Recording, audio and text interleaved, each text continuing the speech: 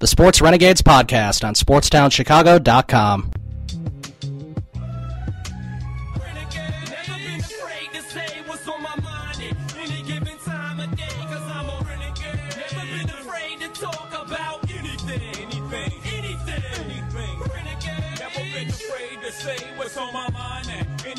Time of day, cause I'm a renegade. Never been afraid to holler about anything. All right, welcome in to the Sports Renegades here on SportstownChicago.com. I'm Ryan Stuprich. And I'm Ryan Risky. We've got a big show today with the NBA Trade Deadline happening today. Some comments from Gar Foreman. Unbelievable comments. Very unbelievable comments. We'll talk about them in thorough in the next segment too, because it is just unbelievable. Right, and we'll also be having Jerry Riles on at 7:40 to discuss the Bulls as well. We'll be talking about Artemi Panarin's first career hat trick against the Rangers, and maybe a little spring training preview for the Cubs and the White Sox. You know that some places are predicting that both will make the playoffs. I saw that. That's hard to believe. Very hard to believe. That the White Sox are going to make the postseason, but that division always seems to change, the AL Central. There's always a new team that comes up and surprises people in that division. I mean, my guess would be the Twins this year if that happens, except the thing is they had the Royals winning 76 games, and that's just not going to happen. Yeah, not with a World Series champion. That's kind of hard to believe. But, I mean, we'll see what happens. So we'll talk about that earlier in the show. Last week, Ryan was at the Blackhawks game on Thursday, so I did an hour show solo by myself. But it's too bad the Hawks didn't win when you went. Yeah, Patrick Sharp got a very nice video tribute during the first period. Yes, I heard about that, and so that was nice to see, obviously, but unfortunately they couldn't beat the Stars that night. No, the defense decided not to show up. Yeah, I know. All right, so I have a good article from USA Today that was just posted right before our show started, sort of doing a quick sort of recap of what happened on the trade deadline as it ended. Like what didn't happen? Well, especially in the Bulls' case and overall, because there wasn't very. There weren't any exciting moves. No, great player was moved anywhere. Even though there was a ton of hype that something would happen. Of course, but that's what people, especially with social media, a lot of things are going to be hyped up. I thought Pau Gasol might be traded, but apparently the Bulls want to re-sign him and Joakim Apparently Noah. They want to re-sign him and Joakim Noah, and we'll talk about that because that is just unbelievable. A main move that happened yesterday, actually, I don't believe this happened today, was Tobias Harris to the Detroit Pistons. So the Pistons got Tobias Harris. The Magic got Brandon Jennings and Ersan Ilyasova. And that's interesting because both those players were on the Bucks when Scott Skiles was the coach, and of course he's the head coach of the Magic. And so the Magic got Brandon Jennings and Ersan Ilyasova. The Pistons getting Tobias Harris seems kind of like an interesting move to me. I feel like he fits well there. He's a pretty good player. He's probably the second or third best player on the Magic. I assume Oladipo is better, and Vucevic is probably a better player too. But overall, I think it's a good deal for the Pistons because they're hanging around the playoffs trying to get in, and the Magic are a little lower than that. Yeah, hey, you never know. They might be able to pass up the Bulls with the way they're playing right now. Yeah, well, the Bulls are currently 7th seed. If they lose tonight to Cleveland, which, the Bulls' thing to do would be to win tonight in Cleveland, so everybody can be like, oh, maybe they're going to turn it around after the All-Star break. But then they'll lose 5 straight to terrible teams. Yeah, they'll lose to Orlando, they'll lose to Detroit, they'll lose to a lot of bad teams. So that was one move that was pretty interesting. Courtney Lee to Charlotte. Courtney Lee in cash Very considerations. Good shooting guard. I think that's going to be a really underrated move. Yeah, so that's who Charlotte got, and the Grizzlies got P.J. Hairston, Chris Anderson. That's Birdman. Yeah, the Birdman. They got him from Miami, and 4 second-round draft picks in 2017, 2018, and 2 in 2019.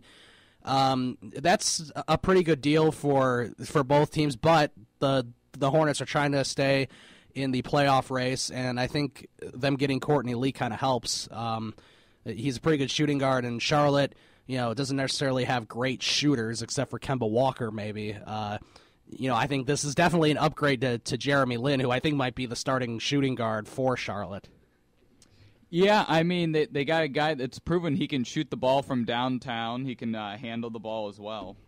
Right, so that was what happened there. And then Donatas Motiejunas, the big man who can shoot pretty well from Houston, goes to Detroit. So the Pistons got Motiejunas and Marcus Thornton. The Rockets got Joel Anthony and a first-round pick in the 2016 draft. So this means maybe the Rockets are starting to rebuild, kind of, at least try to rebuild around James Harden and Dwight Howard, who was not moved. So they get a first-round pick from the Pistons, and that's in next year's draft. So that'll be kind of interesting. It will be, and it's really hard to believe how far Houston has fallen after going to the Western Conference Finals last year. Right. And then this year they just kind of fell out of nowhere. Yeah, I think they've been hovering around 500. They're close to a playoff berth. But, of course, what that means now is they'd be playing either San Antonio or Golden State. So, you don't really give them a chance there. It's very weird because they were better. And then, of course, earlier in the season they fired Kevin McHale, who I think is a pretty good coach, but they ended up firing him. They claimed he had lost the locker room 12 games into the season. Yeah, well, it's sort of the same situation here. Yeah, and I don't think you can lose a locker room 12 games into the season. I mean, that's plenty of time to turn things around. They fired him in, November, so, I mean, it's kind of ridiculous. Another move that will help the Cavaliers and hurt the Bulls would be Channing Frye to Cleveland. So the Cavaliers got Channing Frye from Orlando. That's a good move. That's a nice, solid piece coming off the bench. Absolutely. And a future second-round pick, and that pick will be from Portland. So this ended up being a three-team trade. The Magic got a second-round pick in the 2020 draft from Cleveland, and Jared Cunningham, who I guess was a bench player on the Cavaliers. Never heard of him, but that's who the Magic got. And Portland got Anderson Varejao. Varejao has been on the Cavs for a long, long time, since 2006, 2007, somewhere around right. there. He's a guy that is shown at times he can be very good, except has struggled with injuries. Right, and Portland also gets a future first-round pick from Cleveland. I guess they'll decide on what year that is later. So I think that's a pretty good deal for the Cavs.